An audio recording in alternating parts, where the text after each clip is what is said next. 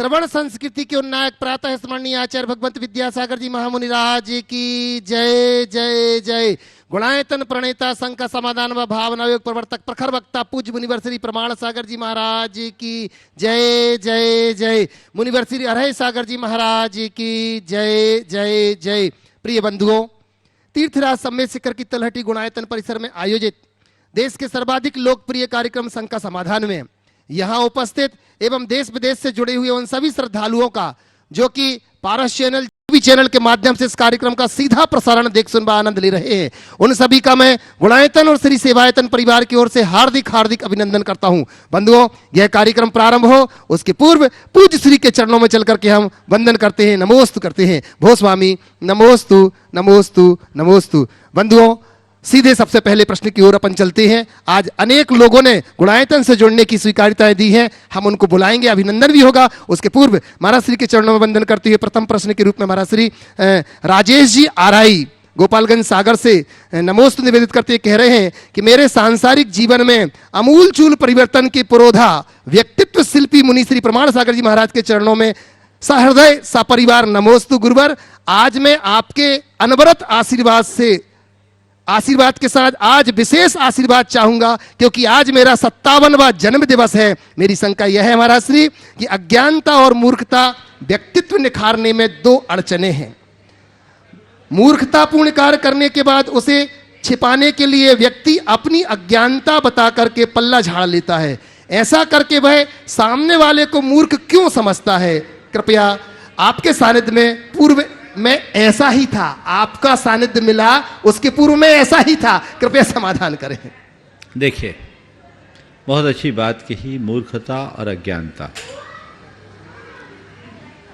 अज्ञानता कोई बुरी चीज नहीं है, पर मूर्खता बहुत बुरी चीज है। परेशानी केवल ये है कि अज्ञानी व्यक्ति अपनी अज्ञानता का एहसास कर सकता है, पर मूर्ख व्यक्ति खुद को बहुत समझदार समझने लगता है। और जो व्यक्ति खुद मूर्ख होकर अपने आप को समझदार साबित करने की कोशिश करता है, समझता है, वो अपनी मूर्खता को और अधिक प्रकट कर देता है। हमें हमेशा इस बात का ध्यान रखना चाहिए कि हम हर कार्य को विवेकमत्ता से करें, और यदि कदाचित हमसे कोई कार्य हो जाए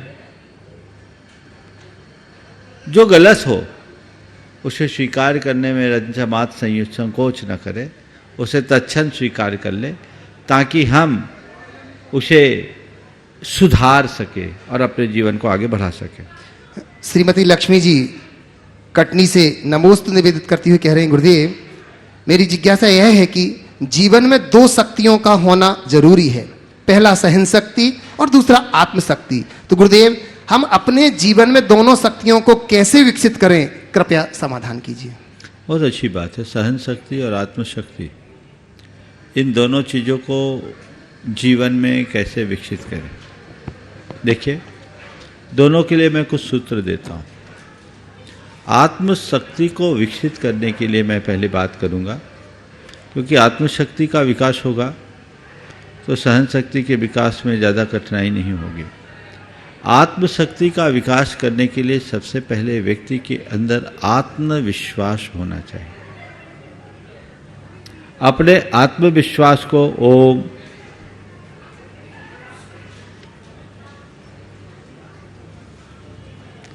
अपने आत्मविश्वास को बढ़ाएं। आत्मविश्वास जितना प्रबल होगा, हमारी आत्मशक्ति उतनी विकसित होगी। आत्मशक्ति के विकास के लिए हमें चरणबद्ध कार्य करना सीखना चाहिए। कई बार हमारे पास शक्ति होती है पर उसका एहसास नहीं होता, आभास नहीं होता, नतीजतन हम अपनी शक्ति का सही उपयोग नहीं कर पाते, और अचानक हमारे सामने कोई बड़ा प्रसंग आ जाए तो मन घबरा उठता है, लोग हार जाते हैं। तो उसके लिए छोटा छोटा कार्य करके आप अपनी आत्मशक्ति का एहसास करें। जैसे एक उदाहरण देता हूं मैं एक बहन जी बहुत परेशान थी। उनकी इच्छा तो होती थी कि मैं उपवास करूं। ये केवल एक उदाहरण के लिए मैं कह रहा हूं। उनकी बड़ी इच्छा रहती थी कि मैं उपवास करूं, पर उनसे उपवास होता नहीं था। उन्होंने कहा, महाराज जी, मैं जिस दिन सोचती हूं उपवास करूं, उसके पहले दिन मैं एबनॉर्मल हो जाती हूं, हाथ पांव ढीले पड़ जाते, पता नहीं मुझसे उपवास होगा या नहीं होगा। कॉन्फिडेंस बड़ा वीक था। मैंने उनसे सुझाव दिया कि तुम उपवास मत करो, तुम एक संकल्प लो, मैं 4-4 घंटे के भोजन का त्याग करती हूँ। पहले 4 घंटे का त्याग कर लो, 4 घंटे के होने के बाद फिर 4 घंटे का त्याग कर लो, फिर देखो क्या स्थिति है, फिर 4 घंटे का त्याग कर लो। उन्होंने मेरी बात का अनुकरण किया। 4 घंटे का भोजन त्यागा, देखा अभी गाड़ी ठीक है। फिर 4 घंटे का किया तो ठीक है। 8 घंटे बाद जब मेरे पास आए तो बोले, महाराज आप पूरा उपवास दे दो। और वो बहन जैसे एक उपवास के नाम से हाथ पांव ढीले पड़ जाते थे, आज व्रती जीवन जी रही है और नियमित व्रत उपवास करते रहते हैं। उन्होंने दशलक्षण के भी 2 बार पूरे उपवास कर लिए। ये क्या है? एक सूत्र है। थोड़ा थोड़ा करके आप अपनी शक्ति को विकसित कर सकते हैं। अभ्यास से हम अपने अंदर की क्षमताओं को काफ़ी हद तक बढ़ा सकते हैं। आत्मशक्ति के विकास के लिए एक तीसरा सूत्र है, वह यह है कि हम उन लोगों के चरित्र को पढ़ें जिन्होंने अपने आत्मविश्वास और आत्मबल के बल पर असंभव को संभव किया है। उनसे हमें बड़ा मोटिवेशन मिलता है, प्रेरणा मिलती है। उसे देखकर हमें लगता है कि हम ऐसा कर सकते हैं। और चौथी बात, ऐसे लोगों के संपर्क और सानिध्य में रहें जो बड़े आत्मबल या मनोबल के धनी हैं, जो विषमतम परिस्थितियों में भी रंच मात्र नहीं घबराते, हर परिस्थिति का सामना करते हैं और न केवल सामना करते हैं अपितु उन्हें सफल भी करते हैं। तो उससे हमें एक दिशा मिलेगी। तो आत्मशक्ति को बढ़ाने के लिए ये 4 बातें हुई। अब बात है सहन शक्ति। सहन शक्ति भी हमारी 2 तरह की है, एक है शारीरिक और दूसरी है मानसिक। शारीरिक सहन शक्ति को व्यक्ति धीरे धीरे अभ्यास से बढ़ा सकता है। मेरा अनुभव ये बताता है, भूख प्यास और शारीरिक श्रम जन्य कष्ट को सहने की शक्ति लोगों के अंदर बड़ी आसानी से आ जाती है। थोड़ा सा दृष्टिकोण वैसा बनाते हैं, अभ्यास करते हैं तो लोगों के अंदर वैसी शक्ति जाग जाती है। पर सबसे ज़्यादा कठिनाई जो है वो है मानसिक। किसी का दुर्व्यवहार, जीवन में कोई दुप्रसंग आ जाए तो उसको लोग बिल्कुल टॉलरेट नहीं कर पाते। और आजकल तो एकदम ये बात हो गई, टॉलरेंस 0 होता गया, टॉलरेंस पावर दिनों दिन कम होते जा रही है। तो इस सहन शक्ति को विकसित करने के लिए मैं आपको 4 सूत्र दे रहा हूं। सबसे पहला, नित्य आप अपने मन को ये कमांड दें कि मुझे सहन करना है। जो सहेगा वही समर्थ होगा। जितना सहन करोगे उतना समर्थ बनोगे। मुझे सहना है, इस आशय के वाक्यों को आप जितना दोहराएंगे आपके सबकॉन्शियस में ये बात बैठेगी। तो जब कभी ऐसी सिचुएशंस आएंगी आपके अंदर से आवाज आएगी, मुझे सहना है। चुपचाप सहो, प्रतिवाद मत करो, प्रतिक्रिया मत करो, सह लो। पहली बात। दूसरी बात, विषम परिस्थितियों को सकारात्मक रूप से देखना शुरू करें तो चीजें सही हो जाती है। चाहे वो शारीरिक या मानसिक या अन्य प्रकार की कोई भी प्रतिकूलता है, यदि उसमें हमने सकारात्मकता रखी तो हम अपने आप को काफ़ी कुछ सहनशील बना सकते हैं। नहीं ऐसा तो ठीक है, उसमें बुराई में भी मुझे अच्छाई दिखने लगेगी। तीसरी बात, चाहे कैसी भी ऐसी सिचुएशंस हो, उस सिचुएशंस के प्रति आप हमेशा एक बात देखें कि ये चीज़ें आ रही है, ये टल जाएगी, थोड़े देर की बात है। क्या है? थोड़े देर की बात है, ये टेम्परेरी है, ये ज़्यादा देर टिकने वाली नहीं है, थोड़े देर की बात है। ऐसी बात आप कर लें। और चौथी बात जो सबसे महत्व की बात है, अपने अंदर की सहन शक्ति को बढ़ाना है तो बस एक बात अपने हृदय में रखें कि मुझे प्रतिकार से बचना है, सहना है, प्रतिकार से बचना है। यदि इन बातों को आप ध्यान में रखें तो निश्चित सहन शक्ति भी बढ़ेगी और आत्मशक्ति भी।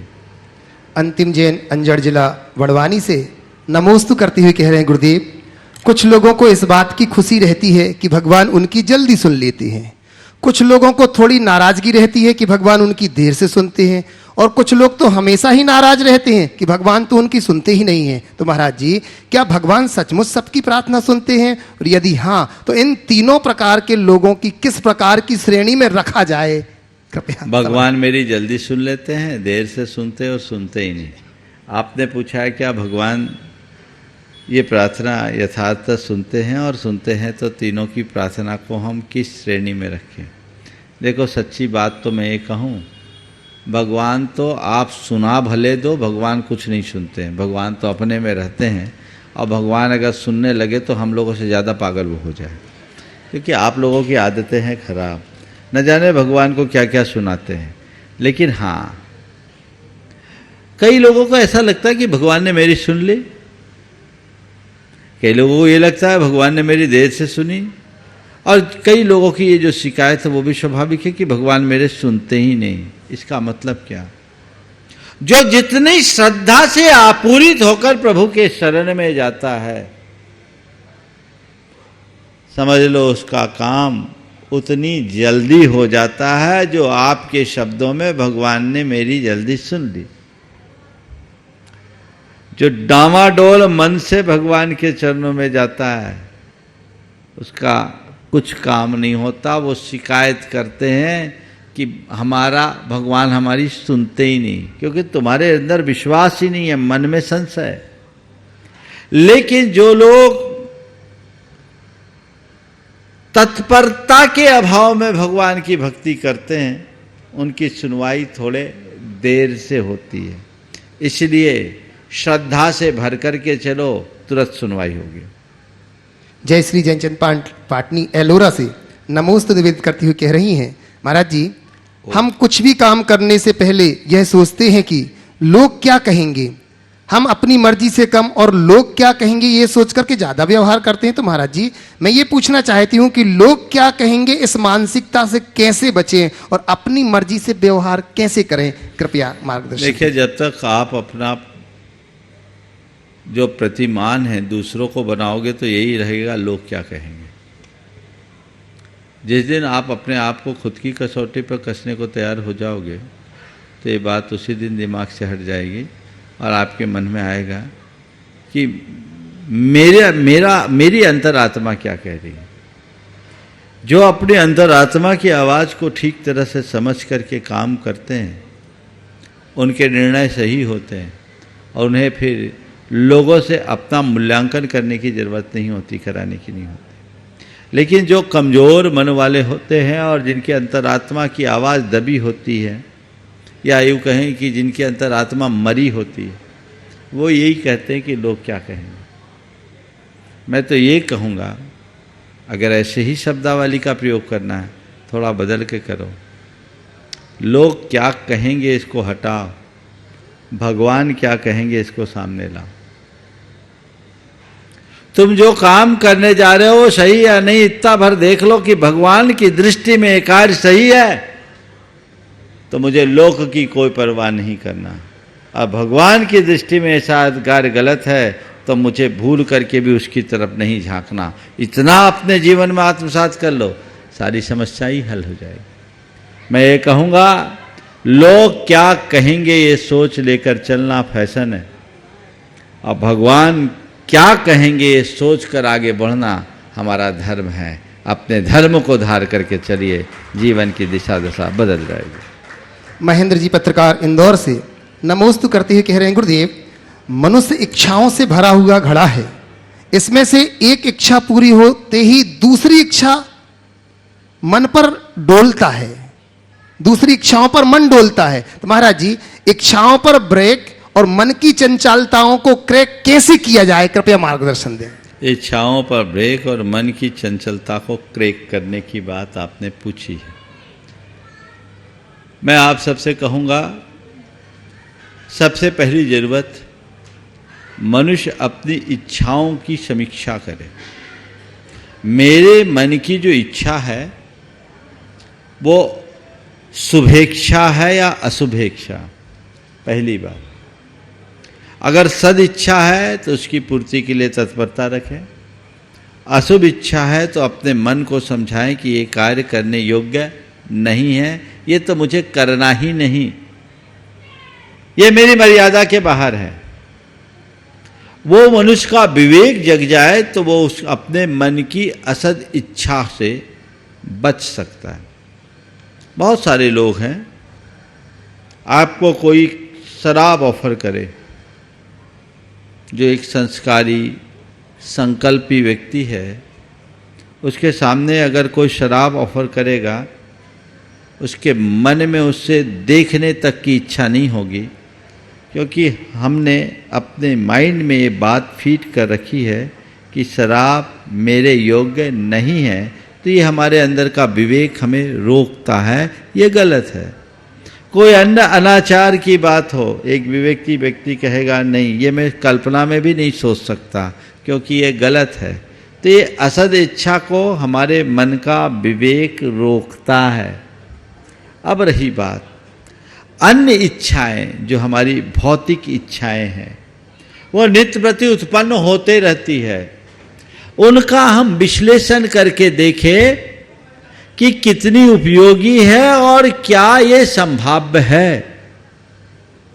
जितनी उपयोगी है उतने को पूरा करने का प्रयत्न करें, और जो अनुपयोगी है या जिसकी पूर्ति असंभव है, उधर से अपने मन को हटा लें कि ये तो पॉसिबल है ही नहीं। मान लो आज आपके मन में इच्छा हो जाए भारत के प्रधानमंत्री बनने की, इच्छा है, हो सकती कि नहीं हो सकती? हो सकता है इस सभा में बैठे कई लोग सोचे होंगे कि मोदी जी की जगह मुझे जगह मिल जाए तो बहुत अच्छा है ना। अब है, अब मान लो ऐसी बात को पकड़ करके कोई उसमें पागल हो जाए, तो उसके लिए हम क्या कहेंगे? पागल ही तो कहेंगे। एक ऐसा पागल है, देखो प्रधानमंत्री बनने के ख्वाब देख रहा है, अभी सड़क छाप पार्षद तो बनने की औकात नहीं और प्रधानमंत्री बनने की बात कर रहा है ना, पागल ही कहेंगे। तो कोई भी समझदार आदमी ऐसा करेगा भी नहीं, इसको तो जाने दीजिए। कहीं आपके पास कोई व्यक्ति कहे कि नहीं ऐसी कुछ संभावनाएं बन रही है और तुम्हारी ऐसी संभावना तुम ट्राई कर लो, तो कहेगा भैया बेवकूफ़ मत बनाओ, मुझे मालूम है इससे मेरा कोई दूर दूर का नाता नहीं है, ये कभी हो ही नहीं सकता, मैं क्या करूंगा। बच जाएंगे, बचेंगे ना। तो इसी तरह जो इच्छाएं पूरी नहीं हो सकती, 10,000 रुपया महीने की कमाई नहीं है और कोई कहे हमारे पास 1 करोड़ आए, रहने के लिए घर एक छोटी सी झोपड़ी नहीं है और कोई कहे कि किसी मेट्रो सिटी के पॉश एरिया में मेरा आलीशान बंगला हो, चलने के लिए पांव में चप्पल भी नहीं है और कोई ये इच्छा पाल ले मुझे मर्सिडीज मिले। इच्छा होता तो होगा, हो सकता है, बल्कि कई लोगों का अनुभव तो ऐसा है कि जिनके पास नहीं है उनके पास ज्यादा इच्छाएं होती है ना। अब ये इच्छाएं, ये हमारी मन की दुरिच्छा है, जिसे दूसरे शब्दों में कहूं दुराकांक्षा, जो हमारे जीवन को जटिलता से भरती है। तो यहां हमें एक फिल्टर लगाना होगा। नहीं, ये मेरे जीवन में संभव ही नहीं है, मुझे इधर देखना ही नहीं है। जो संभव है वह मुझे करना है, जो संभव है वही मुझे करना है, उतना ही मुझे करना है। ये दृष्टि अंतरंग में जग जाए तो जीवन को बदलते देर नहीं लगती। तो अपनी इच्छाओं को ब्रेक करने के लिए अपने विवेक का प्रयोग कीजिए। समझ गए? इच्छा को ब्रेक और मन को ब्रेक और इच्छा को ब्रेक। क्या था? हाँ, तो विवेक जगा लो, इच्छा में ब्रेक होगी और बाकी चीजें क्रेक होगी। चलिए और शुरू करें। बंधुओं, बड़ी प्रसन्नता है हमें कि आज लोगों ने गुणायतन से जुड़ने का जो भाव बनाया है, मैं उन्हें बहुत बहुत धन्यवाद देना चाहूंगा। आज निर्वाण निधि के रूप में गुणायतन से जुड़े हैं ऐसे श्रीमान संतोष जी देवड़िया, रवि जी मोदी बालाघाट से, वहीं विमल कुमार जी, संजय जी, प्रेमाबाई जी, अल्पना जैन सागर से, जोरदार तालियां बजा के हम इनका बहुत बहुत बहुत बहुत अभिनंदन करते हैं। बंधुओं, आज हमें बड़ी प्रसन्नता है, आज हमारे बीच में एक ऐसा परिवार है जो प्रातःकाल शांति धारा से जुड़ा, घर से मन बना करके आए, जिनके वैवाहिक 50वीं वर्षगांठ में पूरे परिवार को लेकर यहां पर आए हैं। बंधुओं, हमारे बीच में है विजय कुमार जी, आशा जी गंगवाल का पूरा परिवार। मैं बड़े सम्मान के साथ उनको यहां पर बुलाता हूं। पहले उनका अभिनंदन हो रहा है और इनका अभिनंदन करने के लिए बड़े सम्मान के साथ मैं आवाज दे रहा हूं हमारे अनिल जी, अमिता जी, जो कि शिरोमणि संरक्षक हैं। कृपया आइएगा। एनएल जैन साहब हमारे कोषाध्यक्ष, साथ ही साथ पप्पू जी गंगवाल साडम से हमारे बीच में है, और पंकज जी पाटौदी घोटू भैया, मैं निवेदन करता हूं कृपया आए और इनका अभिनंदन करूंगा। महावीर जी मुखिया जी से भी निवेदन करता हूं कृपया आए और जोरदार ताली बजा करके इनका अभिनंदन करें, और इनका परिवार यहां पर उपस्थित रहेगा। माणिक चंद जी जैन, विजय कुमार जी जैन, सुरेश कुमार जी जैन, शैलेश जी और धर्मेंद्र जी, जितेंद्र जी, रजत जी, सुमित जी, पूरा परिवार यहां पर उपस्थित, पूरा परिवार आज यहां पर आया है। इन्होंने आज विधान भी किया बंधु यहां पर, बहुत अच्छी बात है। सालगिरह मनाना है तो ऐसे मनाओ कि सिद्ध क्षेत्र में आकर के। और इतना ही नहीं, आज इनके पुत्रों ने अपने पिता को 50वीं शादी की वर्षगांठ में जो तोहफा दिया है, वो तोहफा और कुछ नहीं, उन्होंने अपने पिता को गुणायतन का ट्रस्टी बना दिया, मतलब संस्थापक सदस्य बनाया है। अच्छा, पोती ने मन बनाया था, बहुत बढ़िया। मैं निवेदन करूंगा कि पूरा परिवार एक बार वहां पर पहुंच जाए और जोरदार करतल ध्वनि से हम इस परिवार का अभिनंदन करते हैं। बंधुओं, हमारे बीच में इस परिवार का अभिनंदन हो रहा है, और इसी परिवार के अभिनंदन के साथ मैं निवेदन करूंगा कि तैयार रहेंगे।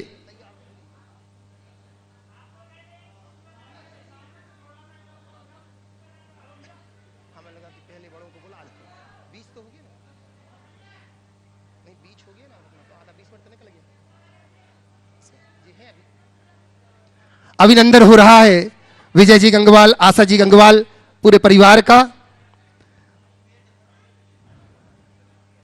और इसी के साथ बंधुओं, मैं आपसे निवेदन करना चाहूंगा, पूज्य गुरुदेव ने आशीर्वाद जैसा हमको दिया है कि आगामी 10 मार्च से 18 मार्च तक जो सिद्ध चक्र महामंडल विधान यहां पर होना है, उसके लिए अनेक लोगों ने अपनी सहभागिताओं के लिए अपने नाम हम तक पहुंचा दिए हैं। अब मात्र उंगलियों में भी नहीं, पौरों में गिन लो बस, इतने से नाम हमारे पास बचे हैं। बंधुओं, मैं आपसे निवेदन करना चाहूंगा, जिसे भी सिद्ध चक्र महामंडल विधान में बैठना हो, वो अपना मंडल यहां पर आरक्षित करा करके आगामी 10 मार्च से 18 मार्च में अपनी सहभागिता निभा सकता है। साथ ही साथ बंधुओं, जिनको जोड़े से बैठना हो, उनके लिए भी हमारे गुणायतन परिवार ने उनको सुविधा दी है। मात्र 51,000 रुपए की राशि के माध्यम से एक जोड़े को यहां पर पूरी व्यवस्था यहां पर दी जाएगी। बंधुओं,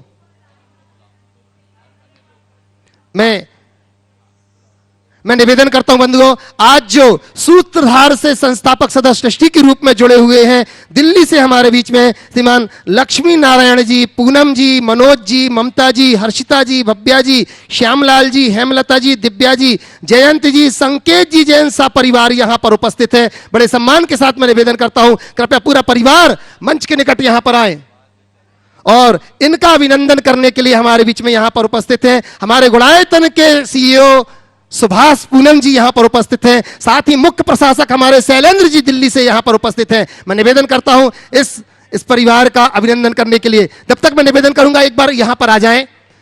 अच्छा, आ जाएं।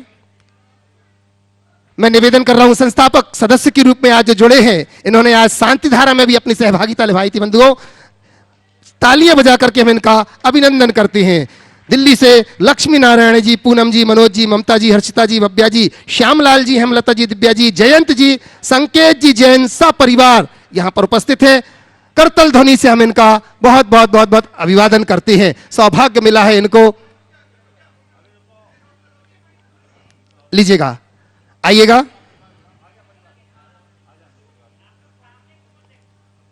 पूरा परिजन यहां पर उपस्थित है। हाँ, एक निर्माण मित्र का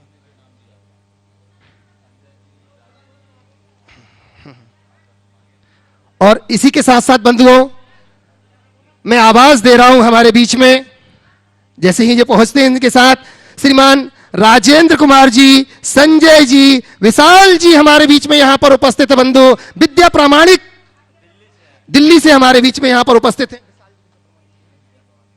तो मैं निवेदन करता हूं राजेंद्र जी, संजय जी, विशाल जी दिल्ली से हमारे बीच में, कृपया एक बार मंच के ऊपर आइएगा। गुणायतन परिवार आपका भी अभिनंदन करते हुए अपने आप को हर्ष विभोर कर रहा है। मैं निवेदन कर रहा हूं राजेंद्र जी आ रहे हैं और राजेंद्र जी का अभिनंदन कर रहे हैं श्रीमान सुभाष जी, सीईओ, और एनएल जैन साहब हमारे गुणायतन कोषाध्यक्ष अभिनंदन कर रहे हैं राजेंद्र जी का। निवेदन करता हूं राजेंद्र जी से आप सामने आइएगा, कृपया आ जाएं, निकट आ जाएं। ओम राजेंद्र जी, भैया आप लोग थोड़ा सा, भैया राजेंद्र जी कौन, मैं पहचान नहीं पा रहा था। आप राजेंद्र जी, निवेदन कर रहा हूं आप सामने आ जाएं। बहुत बढ़िया, अभिनंदन कर रहे हैं। और इसी के बाद मैं फिर संजय जी को बुलाऊंगा। पहले राजेंद्र जी आ रहे हैं, इनका अभिनंदन कर रहा है हमारा गुणायतन परिवार।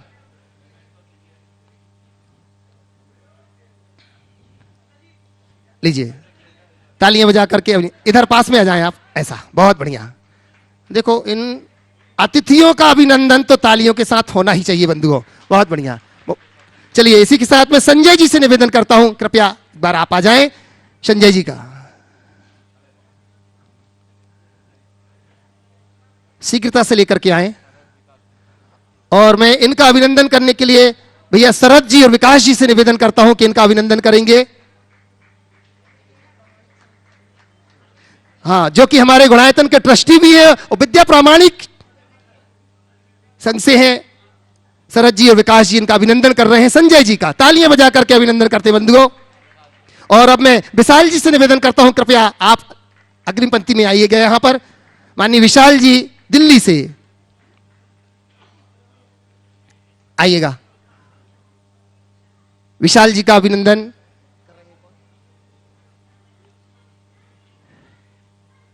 मैं शैलेंद्र जी से निवेदन करूंगा, मुख्य प्रशासक, कृपया आपकी सहभागिता भी यहां पर हो।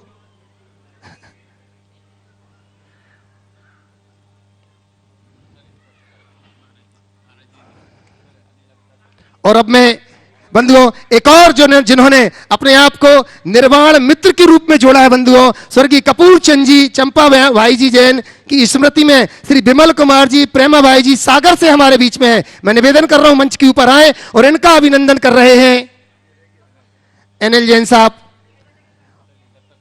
और प्रथम प्रश्न के रूप में मैं निवेदन करता हूं हमारे शिरोमणि संरक्षक दुर्गापुर पश्चिम बंगाल से अनिल जी, अमिता जी यहां पर उपस्थित हैं, वो आए और प्रथम प्रश्न के रूप में अपना प्रश्न यहां पर रखेंगे। मैं निवेदन करता हूं, आइए। बाकी सभी लोगों से निवेदन करूंगा कि अपने स्थान पर आप बैठिएगा।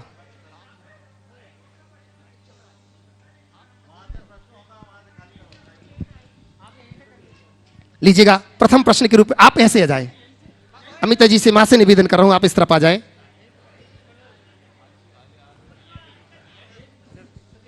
नमोस्तु गुरुदेव, नमोस्तु नमोस्तु नमोस्तु।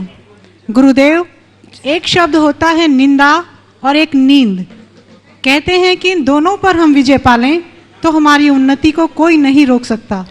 पर गुरुदेव, नींद पर तो हम कदाचित कंट्रोल कर भी लेते हैं, लेकिन निंदा का रस एक ऐसा रस है कि हम उसको कंट्रोल नहीं कर पाते। तो गुरुदेव, मेरा प्रश्न है कि हम कैसे निंदा करने और निंदा सुनने से बचें ताकि हमारी उन्नति में कोई बाधा न हो। बहुत अच्छा सवाल किया है। निंदा करने, ओम मंच आप लोग निवेदन कर रहा हूं कि एक बार सभी लोग जिनका सम्मान हो चुका है वो अपना उचित स्थान ग्रहण करें। आ जाएं, आ जाएं अपने स्थान पर। चलिए ठीक है, आने दो। निंदा से बचने के लिए, निंदा करने और निंदा सुनने से बचने के लिए 4 दृष्टियां रखनी चाहिए।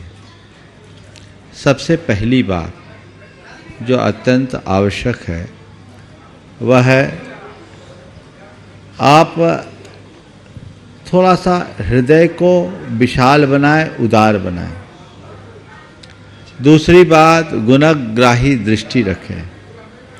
तीसरी बात, सदैव अपनी लाइन को लंबी करना शुरू करें। और चौथी बात, अपनी अहमन्यता को गौण करें। मैं ही सब कुछ नहीं, दूसरों में भी अच्छाई है, ऐसा करे तो हम निंदा से विजय प्राप्त कर सकते हैं। हाँ बोलिए। महाराज जी नमोस्तु नमोस्तु नमोस्तु। महाराज जी मेरी जिज्ञासा, हाँ बोलिए अनिल जी। हाँ मतलब मेरा यह है कि मतलब बच्चे बोलते हैं कि आप मंदिरों में दान देते हैं, तो आप शिक्षा में, एजुकेशन में और धार्मिक संस्थाओं में, औषधालय में, इसमें तो दान क्यों नहीं देते?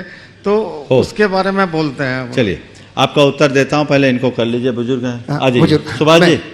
बंधुओं, जिन्होंने निर्वाण मित्र के रूप में अपने आप को जोड़ा है, ऐसे स्वर्गीय कपूर चंद जी, चंपाबाई जी जैन की स्मृति में विमल कुमार जी, प्रेमाबाई जी सागर से हमारे बीच में है और इनका अभिनंदन कर रहे हैं। मैं निवेदन करता हूं, हमारे सुभाष जी CEO गुड़ायतन इनका अभिनंदन कर रहे हैं। जोरदार ताली बजा करके। देखो, इतने बुजुर्ग होकर के बंधुओं सम्मेद शिखर की वंदना करने के लिए आए और गुड़ायतन से जुड़ने का इन्होंने सौभाग्य पाया है। तालियां तो डबल बनती है बंधुओं। चलिए और हाँ, आइए अब मैं अनिल जी के सवाल पे आता हूं। बच्चे कहते हैं आप मंदिर के लिए दान देते हो, अन्य कार्यों के लिए, एजुकेशन के क्षेत्र में, मेडिकल हेल्थ के क्षेत्र में या अन्य लोकोपकारी कार्यों के क्षेत्र में हमें दान क्यों नहीं करना चाहिए? बिल्कुल करना चाहिए। जो लोग मंदिर के लिए दान करते हैं वे अन्य क्षेत्र के लिए भी दान कर सकते हैं और करना ही चाहिए। लेकिन एक बात मैं लोगों से जरूर कहना चाहूँगा, जिन लोगों को मंदिर में किया गया दान व्यर्थ दिखता है, उन लोगों को थोड़ा मंदिर और मंदिर की पूरे के पूरे स्वरूप को समझने की जरूरत है। हेल्थ और एजुकेशन या किसी भी फील्ड में आप दान करते हैं, कब करते हैं, क्यों करते हैं? इसलिए कि इससे लोगों की हेल्प हो, है ना? तो किसी की हम हेल्प करें, ये भावना आपको कहाँ से मिलती है, प्रेरणा कहाँ से मिलती है? ये तो भगवान के मंदिर से ही मिलती है ना। अगर मंदिर ना हो तो ये आदर्श हमारे जीवन में कहाँ से आएगा, ये प्रेरणा कहाँ से आएगी? तो वो हमारी बड़ी प्रेरणा का केंद्र है। भगवान की शरण में जब हम जाते हैं, हमारे हृदय में दया करुणा के संस्कार जागते हैं, तो एक प्रेरणा मिलती है और हम अपने जीवन की दिशा दशा को बदलने में समर्थ होते हैं। पहली बात। दूसरी बात, मंदिर हमारे धार्मिक गतिविधियों का केंद्र होने के साथ साथ सामाजिक और सांस्कृतिक गतिविधियों का भी केंद्र है। वहाँ आने से हमें उन सब की भी प्रेरणा मिलती है। यदि व्यक्ति भौतिक रूप से संपन्न हो जाए और सामाजिक और सांस्कृतिक क्षेत्र से पिछड़ जाए तो वो व्यक्ति संस्कार विहीन हो जाएगा। आज ये मंदिर ऐसे स्थल है जो हमारे संस्कारों और सरोकारों को अक्षुण्ण बनाए रखे। जितना जरूरी हमारे लिए स्वास्थ्य है और जितनी आवश्यकता शिक्षा की है, उससे कहीं अधिक आवश्यकता हमारे संस्कारों की रक्षा की है वो केवल मंदिर में ही हो सकते हैं, अन्यत्र नहीं। इसलिए मंदिरों के निर्माण पर ध्यान देना चाहिए। फिर जो एक सवाल उठता है, बहुत सारे लोग के मुख से मिलता है कि मंदिरों के निर्माण में पैसा वेस्ट होता है। ऐसे लोगों को विवाह शादियों में, व्यर्थ की रैलियों में और अन्य कार्यों में होने वाले अपव्यय नहीं दिखते, पर भगवान के नाम पे अर्पित होने वाला द्रव्य उन्हें व्यर्थ दिखता है। मैं ऐसे लोगों से कहूंगा, थोड़ी अपनी दृष्टि को पलटिए। अगर मुझसे पूछो तो मैं कहता हूं ये मंदिर हमारे देश की इकोनॉमी को बढ़ाने का एक बड़ा आधार है। आज कहीं मंदिर का निर्माण होता है, सैकड़ों मजदूर वर्षों तक उस मंदिर को बनाने में अपना श्रम लगाते हैं, उनको रोजगार मिलता है। क्या ये राष्ट्र के निर्माण का कर्म नहीं है? कभी किसी ने इस दृष्टि से देखा? हमने तो पूरा पढ़ा है इतिहास में। आज लोगों को रोजगार देने के लिए सरकार मनरेगा के द्वारा बहुत सारे उपक्रम चलाती है। मनरेगा के द्वारा बहुत सारे उपक्रम सरकार चलाती है, लेकिन हमने राजा महाराजाओं के विषय में सुना है कि लोगों को रोजगार देने के लिए राजाओं ने मंदिर बनाया कि चलो ये मंदिर में लगेंगे, बैठ के नहीं खाएंगे, इनका पेट भरेगा। और मैं तो समझता हूं मंदिर का जो रेवेन्यू आता होगा ना, पूरे देश के सभी समुदायों के मंदिरों के रेवेन्यू को निकाला जाए, मैंने कभी इस दृष्टि से देखा नहीं, पर कोई भी श्रोता यदि इसका पता लगाकर मुझ तक पहुंचाएगा तो मुझे बहुत प्रसन्नता होगी। जीडीपी में भी इसका अच्छा रोल होगा। छोटा मोटा रेवेन्यू मंदिर के सेक्टर से नहीं होगा। मुझे लगता है एक अच्छा अनुपात इससे निकल सकता है। हजारों करोड़ का तो सालाना होगा ही संपूर्ण देश में, तो ये देश की अर्थव्यवस्था का आधार भी बन सकता है, बन सकता नहीं। इसलिए बहुत व्यापक दृष्टि से देखना चाहिए। जहाँ तक बच्चों का सवाल है, हमें उनके सवाल का बहुत अभिनंदन करना चाहिए और बच्चों से कहना चाहिए बेटा ठीक कह रहे हो, हमारे लिए मंदिर भी ज़रूरी है और हेल्थ और एजुकेशन के क्षेत्र में भी काम करना ज़रूरी है। हम वहाँ भी करेंगे, यहाँ भी करेंगे। ये हमारा एक दीर्घकालिक कार्य है, वो अल्पकालिक कार्य है। जहाँ जो जैसा प्रसंग मिल जाए हमें तदन रूप कार्य करने की आवश्यकता और अपेक्षा है। ओम। शरद जी विकास जी जैन विद्या प्रामाणिक संघ दिल्ली से, और इसी के बाद तैयार रहेंगी विंद्रा जी दिल्ली से। गुरुवर के चरणों में मेरा कोटि कोटि वंदन। गुरुजी, मेरा प्रश्न ये है कि जब भी हम कोई नया कार्य करते हैं तो नया कार्य करने से पहले हमको शंका उत्पन्न होती है, उसके बाद जब काम हो जाता है तो डर लगता है कि ये काम होगा नहीं होगा, ऐसा क्यों? तुम्हारे आत्मविश्वास की कमी है, कॉन्फिडेंस की कमी। अपने सेल्फ कॉन्फिडेंस को बढ़ा। जिस दिन आत्मविश्वास बढ़ जाएगा, तुम्हें अपने आप पर भरोसा आने लगेगा, तो तुम्हारे लिए कोई भी काम कठिन नहीं लगेगा। नमोस्तु महाराज। नमोस्तु महाराज। श्री विद्या प्रामाणिक संघ दिल्ली द्वारा महाराज जी सब सदस्यों से नमोस्तु बोला आपको। मेरा प्रश्न ये है महाराज श्री, आजकल ना फास्ट फूड का बहुत चलन हो चुका और हमारे बच्चे और हम लोग जिसको बोलते हैं तो वो मानते नहीं हैं। वो कहते हैं कि इसमें क्या है, और मतलब वो उसको विकल्प भी नहीं है उसका कोई, तो वो उस पर अग्रसर हैं। तो उसको कैसे हम बच्चों को अपने बताएं कि वो फास्ट फूड को छोड़े? जैसे कभी नियम दुलाया तो वो जबरदस्ती ले तो लेते हैं, बट वो रोते पीटते निर्माण। देखिए, मैं एक जगह था, एक करीब 2.5-3 साल का बच्चा अपने हाथ में कुरकुरे लेके आया। मंदिर आगे आबोध था, मेरे कमरे में आ गया। वहीं उसका पड़ोसी का बेटा था, वो लगभग 4.5 साल का था। उस कुरकुरे को देखा, बोला बेटा भाई ये क्या खा रहा है, ये नहीं खाओ। मैं वहीं था, मैं उसको समझने के लिए कि ये आखिर क्या कहता पूछूं। बोले क्यों, क्या बात है इसमें? बोले महाराज जी अभी आपको एक बात दिखाता हूँ। उसने कुरकुरे को उठाया और वहाँ एक कैंडल पड़ी थी, उसको जलाया, उसकी लौ में उसको जलाया। तो देखा, बोले महाराज जी देखिए प्लास्टिक जैसा जल के गिर रहा है, वैसे टपकता था जैसे प्लास्टिक चिपका जल जाते हैं। बोले ये कभी खाने की चीज़ नहीं, इससे तो पेट खराब हो जाएगा। मैंने कहा कि तुम्हें किसने बताया? बोले मेरी मम्मा ने। बोले उन्होंने प्रैक्टिकल करके दिखाया, तब से मैंने सब छोड़ दिया, मैं नहीं खाता और मैं सबको बोलता हूँ कि मत खाओ। ये सीख कोई बड़ा ज्ञानी आदमी नहीं दे रहा है, एक 4-5 साल का बच्चा एक 3.5 साल के बच्चे को कह रहा है। तो मैं आप सबसे कहता हूँ हेल्थ कॉन्शियस जगाइए, लॉजिकली और साइंटिफिकली बात कीजिए। बच्चों को बताइए कि हम अपने शरीर के प्रति हमें कितना अवेयर होने की ज़रूरत है। तो बच्चे बहुत गंभीरता से सुनेंगे, करेंगे और फिर बच्चों के सामने हमें वैसा आदर्श भी उपस्थित करना। नमस्ते। बिंद्रा जी दिल्ली से और तैयार रहेंगे राजेंद्र जी जैन और संजय जी धुरिया दिल्ली से। महाराज जी नमोस्तु नमोस्तु। अगर लोग सिर्फ ज़रूरत आने पर भी आपको याद करते हैं तो उनके साथ कैसा व्यवहार करना चाहिए? लोग ज़रूरत आने पर याद करते हैं तो ये सोच लेना चाहिए कि कलो कम से कम हम इस लायक तो हैं कि उनके ज़रूरत पे याद करने लायक। चलो ओह चलिए ओम हाँ लीजिए राजेंद्र जी और संजय जी धुरिया दिल्ली से। नमोस्तु महाराज श्री। मुझे लगता है मतलबी रिश्ता कोयले की तरह होता है, जब वो गर्म होता है तो हाथ जला देता है और जब ठंडा होता है तो हाथ काले कर देता है। ऐसे रिश्तों से कैसे बचा जाए, कृपया मार्गदर्शन करें। कोयले की जगह चंदन को अपना आदर्श बनाए।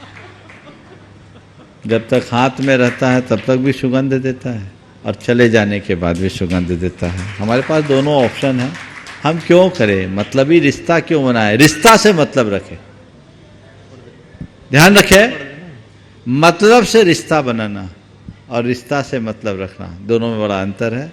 जब तक लोगों का एटीट्यूड नहीं बदलता जीवन में बदलाव घटित नहीं हो।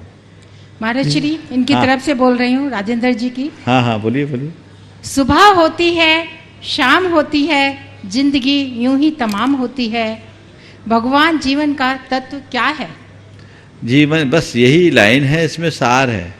ये जीवन क्षणभंगुर है क्या? शरीर और सांसों का गठबंधन ही जीवन है। जब तक शरीर के साथ सांस का गठबंधन है हम जिंदा हैं। जिस दिन ये गठबंधन टूटेगा हमारी चिता सुलग जाएगी। बस इस बात को समझो। तो जीवन नश्वर है, जीव अमर है। जीवन की तरफ मत भागो, जीव की तरफ देखने की कोशिश करो, जो हमारे सच्चे अर्थ में कल्याणकारी है और जो अजर अमर है। संध्या जी दिल्ली एक और आ जाए और उसके बाद मैं निवेदन करूंगा दीप्ति जैन गोमिया से। हो गया संध्या। अच्छा, दीप्ति जैन गोमिया से, दीप्ति जैन गोमिया से, सुरेश जी जैन गोमिया से और रुचि जैन, ये तीनों एक साथ यहाँ पर आ जाएं, एक एक करके अपना प्रश्न रखेंगे। ओम शीघ्रता।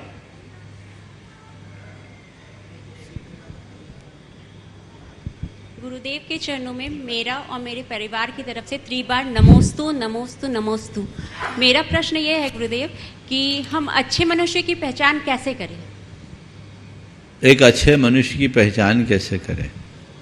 लोक में तो एक अच्छा आदमी उसी को माना जाता है जो देखने में बड़ा सुंदर हो, जिसके पास खूब पैसा हो, ज्ञान हो, है ना? हाँ, इसी को अच्छा मानते हैं। हाँ, हम लोग जनरली इसी को अच्छा नहीं। बोलते हैं।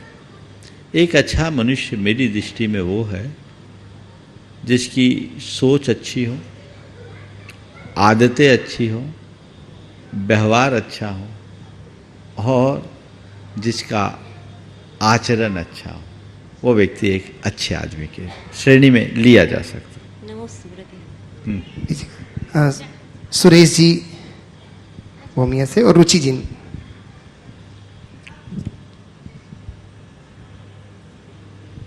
मुनि श्री प्रमाण सागर जी महाराज के चरणों में त्रैवार नमस्तु।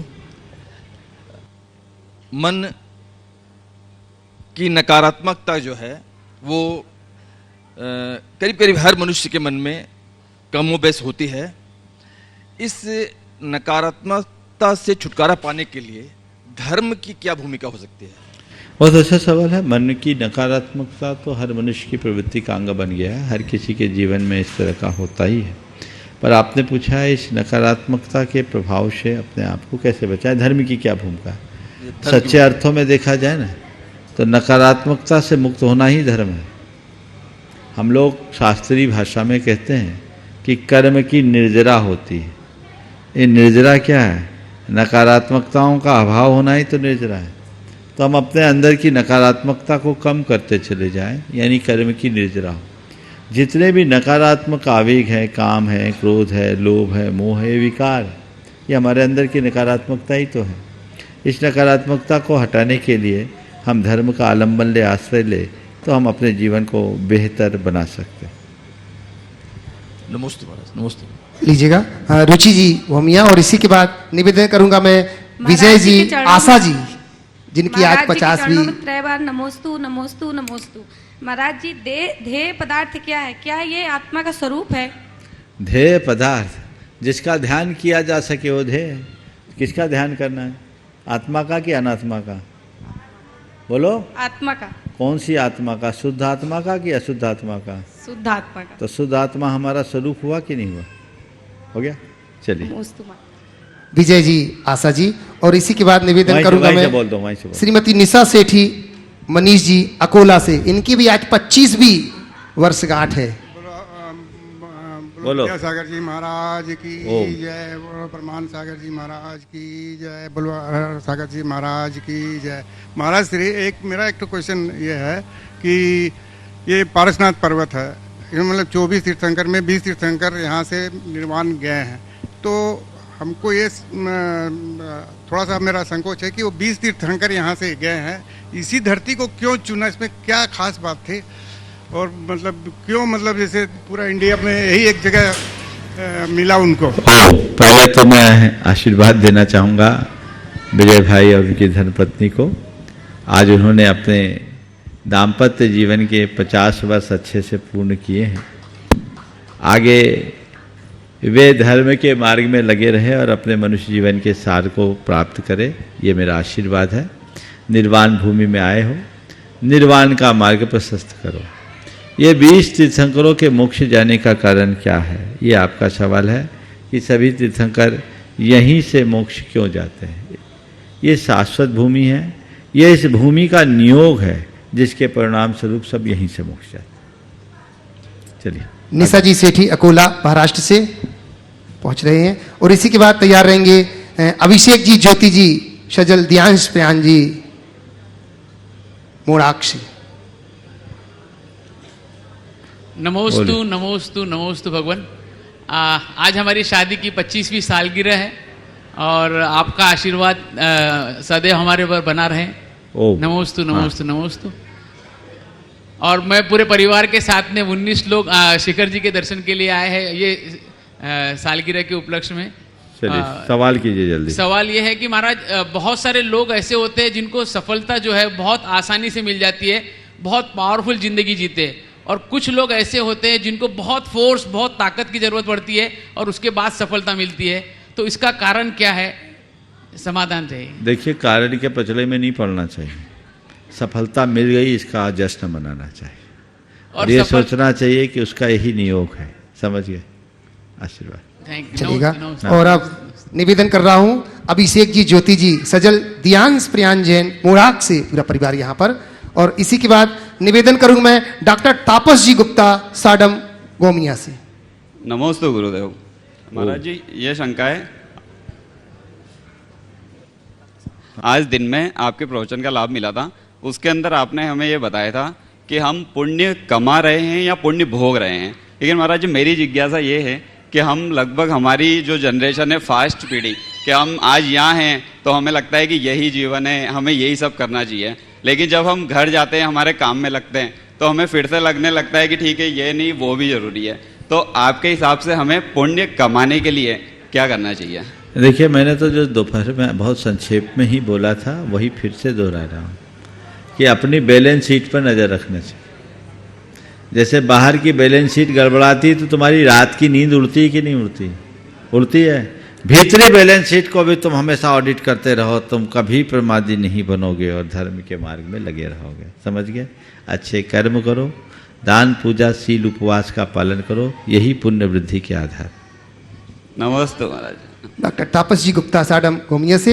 और इसी के बाद निवेदन करूंगा मैं मनोज जी ममता जी, हमारे आज के नए संस्थापक सदस्य। महाराज जी को मेरा नमस्तु नमस्तु नमस्तु।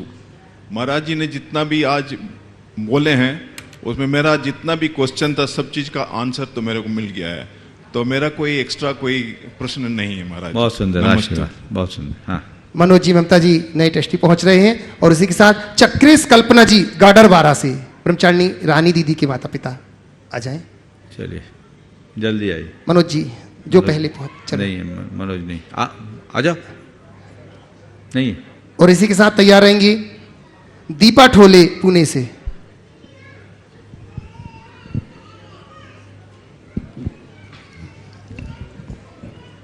मुनि द्वय के चरणों में बारंबार नमोस्तु। कहते हैं कि दूसरों की बुराई करना सरल है, लेकिन स्वयं की आलोचना या बुराई सुनना क्यों बुरी लगती है, ऐसा क्यों होता है? महाराज श्री शंका का समाधान करें। नमोस्तु महाराज श्री। देखिए, मिठाई सबको अच्छी लगती है पर मिर्ची किसी को अच्छी नहीं लगती, समझ गए। दूसरों की बुराई लोगों को मीठी जैसी लगती है, लेकिन खुद की बुराई मिर्ची लगती है, क्योंकि व्यक्ति पर गुण असहिष्णु होता है और निज गुण का प्रशंसक होता है। दूसरों की अच्छाई उन्हें बहुत मुश्किल से दिखती है और खुद की बुराई उसे दिखती ही नहीं। तो हर व्यक्ति अपने आप को बहुत अच्छा मानने का भ्रम पाले रहता है, इसके परिणाम स्वरूप ऐसा होता है। दीपा जी ठोले। और इसी के बाद तैयार रहेंगे श्रीमती सरिता जी सेठी हजारीबाग से। दोनों गुरुवर के चरणों में मेरा त्रिबार नमोस्तु नमोस्तु नमोस्तु। मेरा प्रश्न यह है गुरुवर कि पाप कमाने के लिए हमें कुछ भी प्रयत्न नहीं करना पड़ता, वो हर क्षण हमारे अकाउंट में जमा होते रहता है, बनते रहता है, परंतु हमें पुण्य को कैसे बढ़ाना चाहिए, उसका बैलेंस बढ़ाने के लिए मार्गदर्शन करें। बस पुण्य को का बैलेंस बढ़ाने के लिए दो काम करना है, पापात्मक प्रवृत्तियों का त्याग करना है और पुण्योपार्जक क्रियाओं को करना है। ये दोनों चीज़ें हम कर ले तो बहुत अच्छा होगा, लेकिन यही दोनों नहीं होती।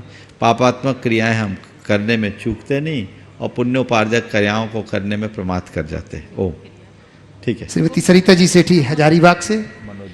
और मनोज जी से निवेदन करता हूं कि वो आ चुके हमारे आज के नए ट्रस्टी संस्थापक सदस्य पूरे परिवार के। मेरा शंका है महाराज श्री कि इंसान जीवित रहता है, किसी का भैया, किसी की मम्मी, किसी का पापा, किसी का नाम से पुकारते, वही जीव मरने के बाद उसको लाश कहते हैं, उसको बॉडी बोल देते हैं, ऐसा क्यों? देखिए, बात तो सीधी सी बात है, ये तो ऊपर का चोला है। रसगुल्ला कभी खाया? खाएं। जब दोने में रसगुल्ला लेते हैं तब दोने को संभाल के रखते हैं ना जी, और रसगुल्ला खा लेने के बाद फेंक देते हैं। कहाँ जाता है? डस्टबिन में, नालियों में। ये दोना है, रसगुल्ला को पहचानो, उसका मजा लो और यही सोचो इस दोने का उपयोग तभी तक है जब तक उसमें रसगुल्ला। लेकिन फिर भी महाराज जी इंसान जीवित रहता है, उसे कितना मोहब्बत, यही तो समझो, यही तो जड़ है, जिसमें मोहब्बत है वो जड़ है। चेतन पर मोहब्बत करो, चेतन से प्रेम करो। हाँ, मनोज जी, ममता जी, ऋषिता जी, पूरा परिवार, इन्होंने आज सौभाग्य पाया है गुणायतन से जुड़ने का नए संस्थापक सदस्य के रूप में। नमोस्तु महाराज जी, नमोस्तु महाराज जी, नमोस्तु महाराज जी।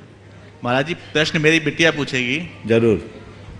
नमोस्तु महाराज जी, मेरा ये शंका है कि जब 10 लक्षण का पर्व होता है तो सभी लोग नियम लेते हैं कि हम इन 10 लक्षणों का पालन करेंगे, बट बहुत मुश्किल से ही कोई होता है जो उसका सही में पालन करता है, चाहे वो कितना भी धार्मिक हो। तो ऐसा क्यों होता है? देखिए, सबसे पहली बात तो हम ऐसे लोगों की इस अर्थ में सराहना करेंगे कि कम से कम नियम लेने का भाव तो लेते हैं। बहुत से ऐसे लोग भी होंगे जो इस 10 लक्षण में भी कुछ नियम नहीं लेना चाहते। एक युवक ने एक बार कहा कि महाराज जी, जब मैं साल भर नहीं लेता तो 10 दिन ही क्यों लूं? अरे वो काम करो जो साल भर कर सकते, तो हम साल भर पाप करते तो पाप ही साल भर करे, 10 दिन धर्म क्यों करे? एक मुझसे पूछा, मैंने कहा नहीं, ये दृष्टिकोण नहीं है।